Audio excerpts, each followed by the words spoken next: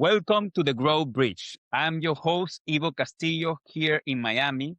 This podcast is for entrepreneurs, leaders, and with strong ties to Latin America who want to understand how Anglo founders think about growth, leadership, and decision making, and how to apply their mindset in your own business. Today, I have excited because I have Akit Jaya.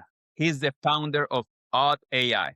Hello, Keith. How are you? Good. How are you, Ivo? That's awesome introduction. Thank you so much. Thank you. Now, let's get started. First, can you explain our audience what is Odd AI, please? Yeah, sure. So our customers are other engineering organization. So I talk to engineering leaders, so people like a head of engineering, like a CTO or maybe a CEO. So I help them find the real engineering signal in their engineering team to kind of facilitate, like, how are my teams really facilitating my business goals? So essentially, the domain is called engineering intelligence. We're finding the productivity signals that drive their business, but particularly from engineering departments. Okay. And this come two questions. One, who is this for? Who are you? Who is the person or your main audience? Yeah. So my main audience, so we're, I think most business, for audience is like B2C or B2B, right? Okay. Most businesses are kind of categorized like that. So we are B2B. We just basically sell to other businesses. For Audit particularly, we target technology companies, but really for example, we had a customer who's like a farming company. So, but they have also an engineering component to their business, right? So my main customer, the person I talk to is their technology leader in that company. Perfect. And tell us about a little bit about your background. How you come with this idea? How start Yeah. Odd AI? How long is being in business? Yeah, so we've been around. So we're an early stage startup. So been around like really just 2.5. I would say maybe like really maybe only 2 years solid. Real business operations. So I grew up in California, like had a very computer science like a tech background, and moved here to Seattle. Kind of start working in a lot of like the big tech here in Seattle, Microsoft, Amazon, and probably some other ones. You guys maybe people not familiar with. But the idea of the company really is a long time coming. It's always been a personal pain point, actually. Just basically, as an engineer and also as a leader, eventually, as I start managing people later in my career, there's always that opaqueness or when you have the year-end evaluation, which is kind of a thing, essentially, to an engineer, right, report to your manager, hey, how did I do this year, right? Can I do better next year? Do I get a bonus? Do I get a promotion? Right? That performance evaluation talks is the same and not the same at different companies. It's the same. Every company needs to have that, right? Because at a certain size, usually around like 10 or 20 engineers or more, you need some sort of formal process to evaluate engineers. Number one, it's not just for the company. I think you need to keep the engineers, you got to give them a career growth path. You got to have some process that's kind of a tax on the engineering department and tax on the business. So my pain point is that as an individual engineer, it's very hard to know exactly what to do to get promoted, right? That was my goal. What is in my manager's head? Like, what does he actually expect of me?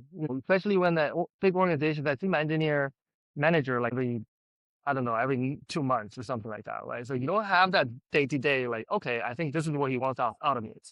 There's a tremendous amount of gap, right? When you meet, he has a picture in his head, you have a picture in your head. But that performance data, like inside, there's a big gap there. So it's very hard to sometimes you get like into this objective or subjective evaluation of engineers.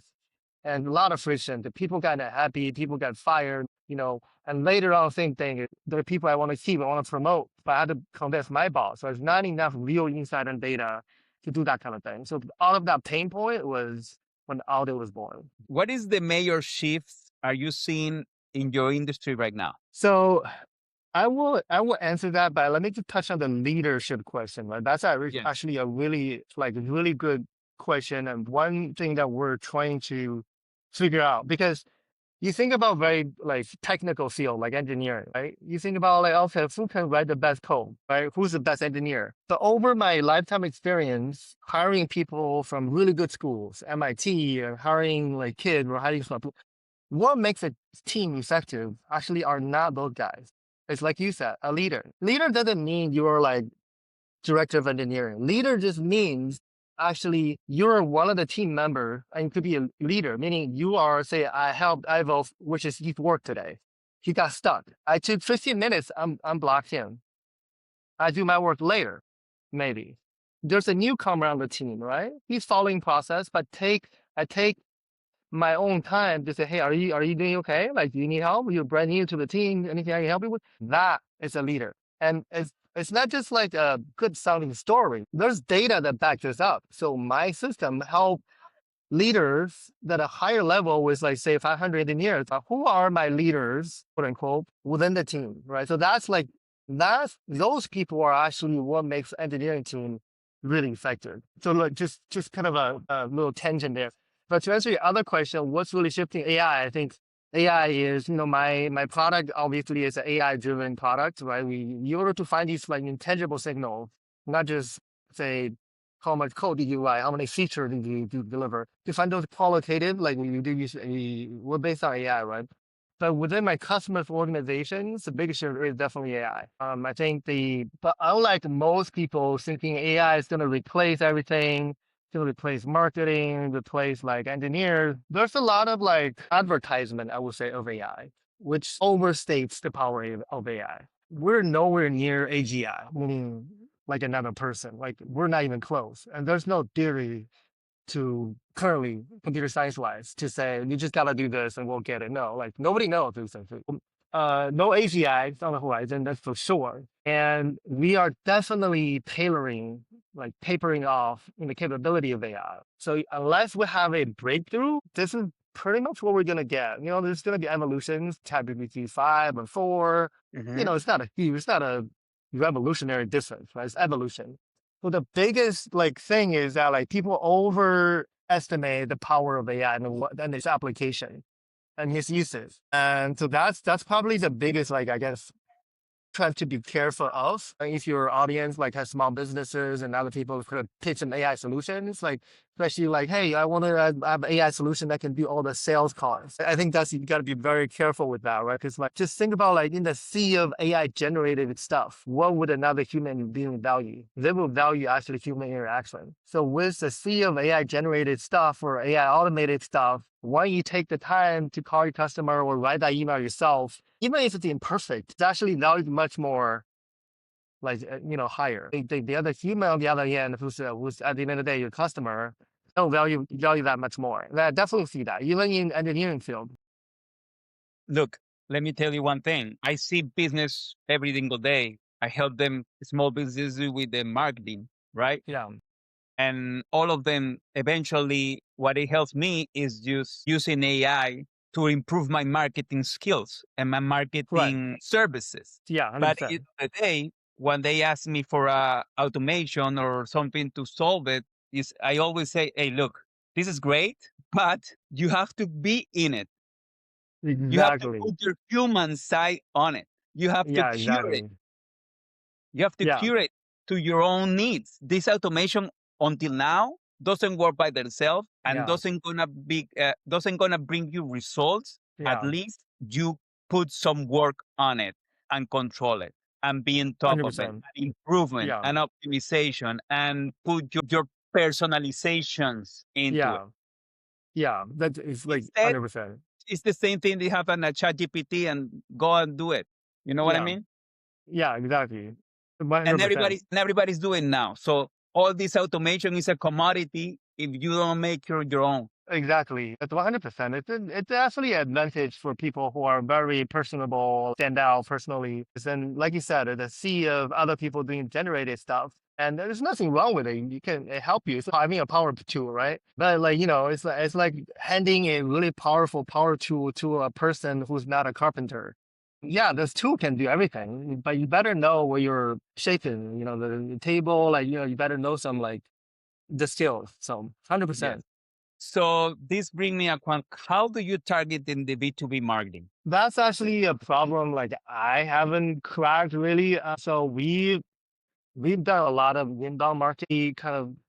It's just like doing a lot of LinkedIn content. We try the different things. I'm posting a lot. It's just whether we have something to say or not, or And, we shifted to, okay, what are some of the kind of lead magnet kind of just what value can we provide to people free at different tiers, right? I can write like, hey, I learned these three things right from doing my AI work for my own company. You guys, like just sharing knowledge, right? Another thing is actually provide a free service out of my product to potential customers. So essentially, we like that, and really just kind of participating in like discussions on Reddit kind of things. It's I haven't found a magic bullet, right? I think at the end of the day is like most of our customers eventually found us like inbound. They heard us from somewhere else or somebody told them about us in like Reddit, and then they go on our website and then schedule a demo. And we've done a bit of like outbound that was effective, I think, last year. And then I don't know, it's we're now like outbound marketing experts but we had good results and it just like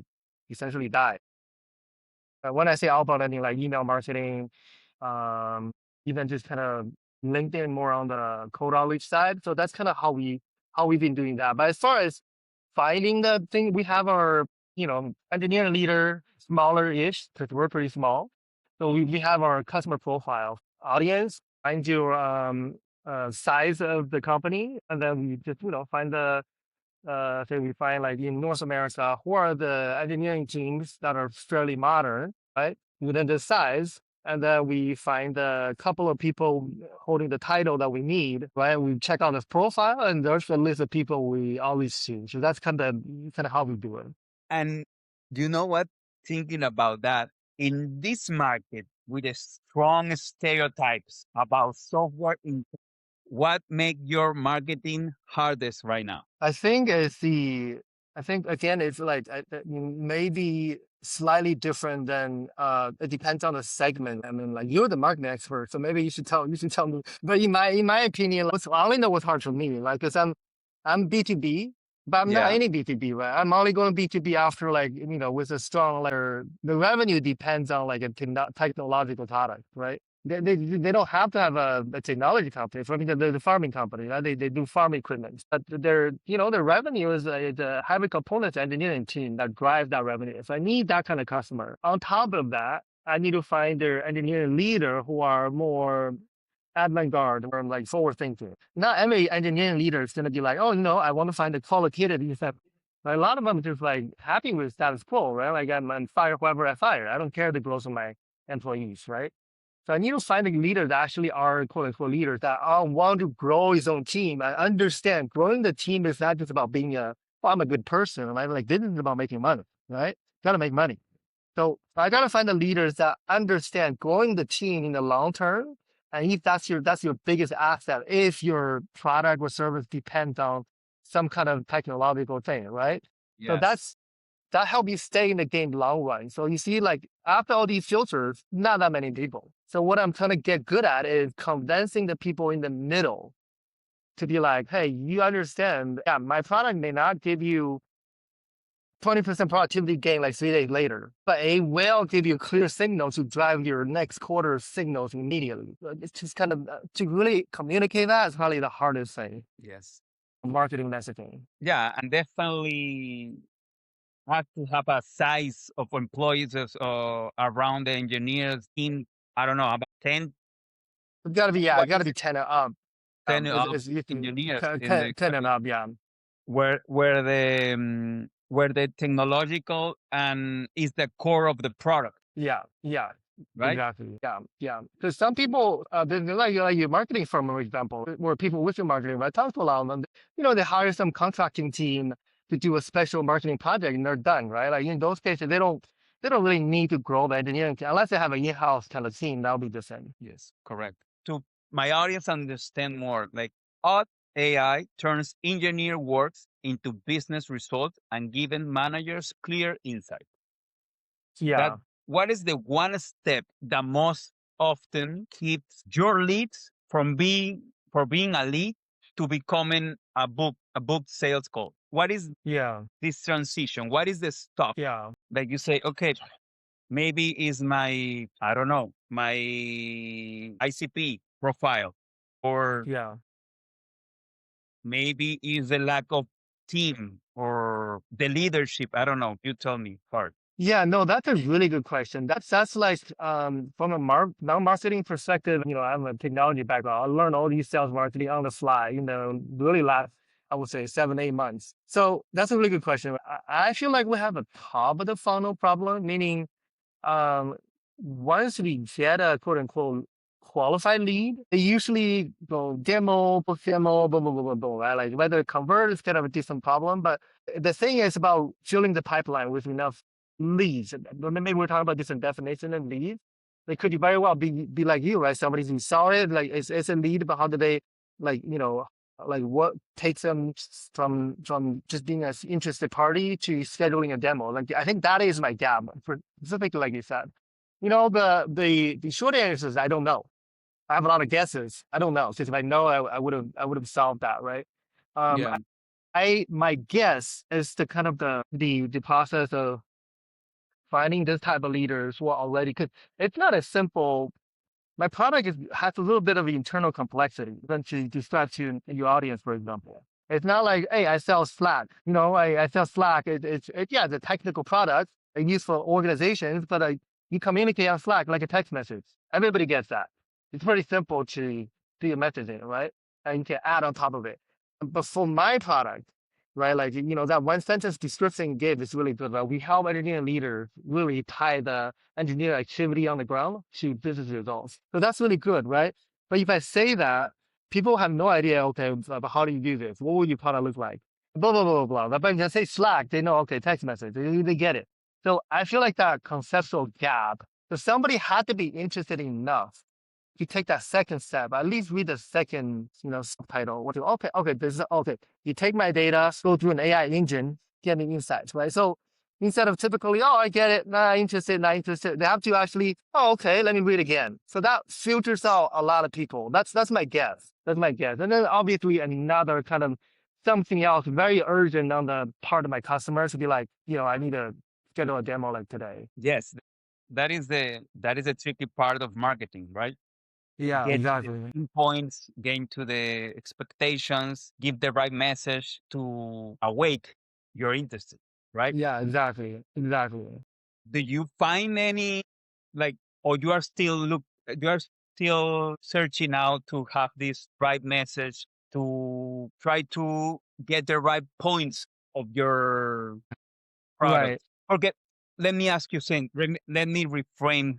And first, this is a very important question before. Yeah. In order to price point and decision making through this, there is a thing. There is a tricky thing in marketing because maybe who is willing to understand is the leader of a team.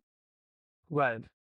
Sometimes the decision making and something like that, yes, he has 80, 90% of the decision, not the 100% of the decision because Right. he's below a VP or board 100%. director or something like that. 100%. Yeah, that's definitely an issue. And what is the price point? Is a big price point to be considered as a big project, or is something that is Yeah, I think it's funny, but that's something I've discovered. Like, I think the area like, for the audience, like, is a procurement, right? So somebody for your initial champion, it's like interested in your product. It's like, oh, this can help my agency, but he might not have the budget powers, right? He has to take I have to convince him. Like, he has to take my product and convince his boss, and his boss has to go and convince the CFO, right? So that's the kind of the hard part of dealing with, this is kind of a substantial organization, right? At least mid-size and at least 100 people or so, right? Otherwise they wouldn't have so many layers. But once you're in, you're in. It's like very little competition once you get it. Like it's not like $20 for some subscription, anybody can cancel. Like you're in for a year, usually like 3, 4, 5 year contract, right? So that happens. We lost at the beginning. We lost a lot of deals because I thought I did a good job with champion, with the engineering manager. Then like I left the process alone. You can. When the engineering manager kind of sell your stuff internally, then he's like a sales guy, right? And then so that kind of like that don't work well. Yeah. So is that your original question? huh? Well, sorry, was that your original What question? is your price tier or Oh, the how is it? pricing. Yeah. Yeah. So like really, yeah. So the pricing tier was considered a big deal. I think it depends on the industry, right? So right now we're around 25K. $25,000 a year. I think that's pretty low for enterprise contract. But what I've found right around K-ish is kind of the bar where somebody could just say, okay, fine, let me just go over a couple of things, I'll sign it. But it's above 20K. It's usually like even people with decision power. It could be a VP. Okay, I gotta go do security. I gotta go do like a financial whatever, that's an audit or financial approval. Even if he's got the budget, can say yes. If it's over 30K, that's when like another department has to get involved. Under 20K, they could just, all right, I'm just gonna sign. Let's try for a year or something like that. That's nice. But that's my limited experience. If I've done this for 10 years, I can tell you this is my experience so far. Yeah. And this is a question for you. What belief do you have dropped in this 2 years period? What belief like do you have dropped in order to build on AI, in order to people use AI? What is these things that your bias that you have Yeah. to drop off on, and how that change your product and how to sell it right now? Yeah, that's a really good question. You and I just talking about Tony Robbins a little bit before this point. Tony Robbins is all about what are your internal beliefs, and more importantly, what are the previous one you have to kind of cut out, right? I think there's like both personally and also commercially I've learned. I think that the easier answer is commercially. What kind of belief have I learned about having a good product and selling it to people, bringing value to people? It's pretty simple, right? You do a good enough job, people want it and they pay for it, it's not that hard. But that actually isn't true, especially when it comes to like the sales aspect. What I've learned is that the belief I have to drop is that the product doesn't matter. Not doing the sales. The product doesn't matter. When I say your product, I don't mean like the general term. It's like how does your product work? Even what do you think my product can solve? One of the things I really get stuck on is my personal pain point, right? I lost engineers who are very good and I couldn't keep them, right? I needed like evidence and data. And when I was engineer, I want to be promoted. I have the transparency, like all that stuff. So I think, okay, my product should solve those problems. But that's the belief I have to drop because everybody come to you with their own problem, right? So the first thing is I have to really understand, almost be a psychologist to see, okay, this engineering leader is talking to me, right? Yeah, there's some engineering performance, productivity, insight that you need, but none of that really matters. I have to see what he wants. I understand, like maybe his predecessor just got fired and he just replaced him, right? Yeah, he's buying my tool, but he's a whole different set of expectations that his own needs. I have to understand, right? He wants to show his boss that he's better than the predecessor. What does that involve? How do I take whatever I have and make him achieve this? That has nothing to do with our product. It's like I got to understand what is it that maybe he's having a personal struggle. This happened, right? He's getting a divorce, right? He's very happy with his wife, or he needs a promotion to fix his marriage. So it doesn't matter what my product does, right? I need to get him that promotion because his personal life is on the line, right? It's like it has nothing to do with my product. But if I can do it, I'm in. If I couldn't do it, it's gonna find somebody else. But that's the belief that like your product doesn't matter, I guess. It's at the beginning, right? Once you get them, yeah, of course they matter. That's interesting. So if you could fix something, if you could fix one thing in your business, what it would be? Actually having a much better understanding of marketing. Marketing is a funny word. Marketing sounds like make yourself not important. That's what I'm saying. But marketing really is the vision of the product. What is the vision of the product? And translate that to the people, your customer that have this problem. Translation, if it's 100%, right? If your vision of the product is perfectly translated to the problem of your customers, that will mean you will get every single problem. That will mean you will get every single customer that need the product. That's like 100% efficiency. But that's the hardest part. Right? It doesn't matter what you build. Like to me, that market is the hardest part. If I can get that translation better, that will ask me with one thing like that. And come with the final question. What is your mindset as entrepreneur? What is you keep you be resilient? Because to be an entrepreneur, and after interviewing a lot of people and coaching and do marketing for a lot of business.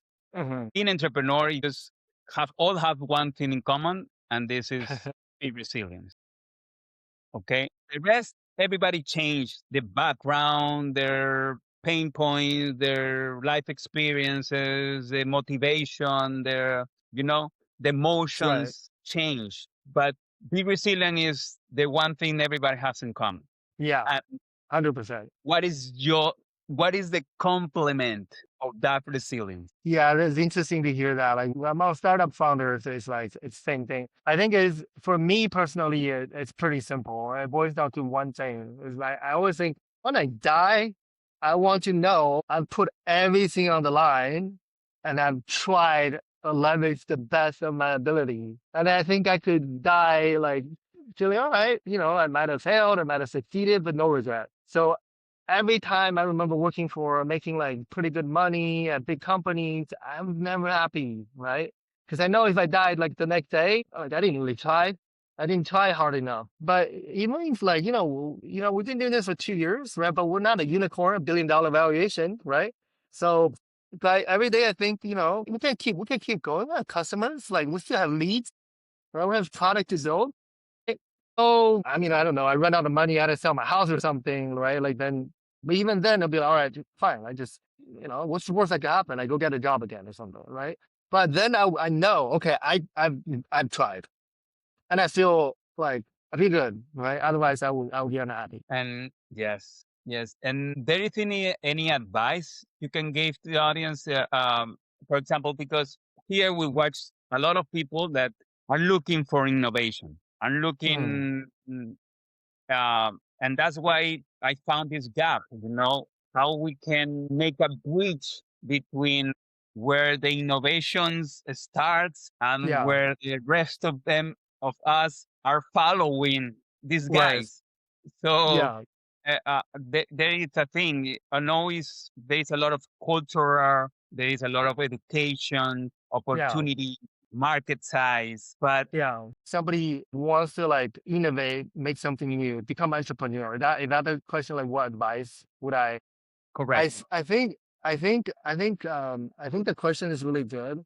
But I think that if you already got to this stage where you feel like there's some innovation I can do, I see a gap, right? Because if you already got to that stage, you're like almost 80%, 80% there, right? But the last 20% is the hardest thing, right? Like if you already see, okay, then maybe like I see this pain points right, in my life, whatever. It could be just like, it doesn't have to be a personal pain point. If you already have this thing, then the last 20%, it's it's hard, but it's pretty obvious. It's kind of like you gotta have the personal like drive. Are you satisfied or you're not? If you're satisfied with your life, I'm pretty happy and like there's nothing wrong with it. But you're probably just never gonna step into entrepreneurship.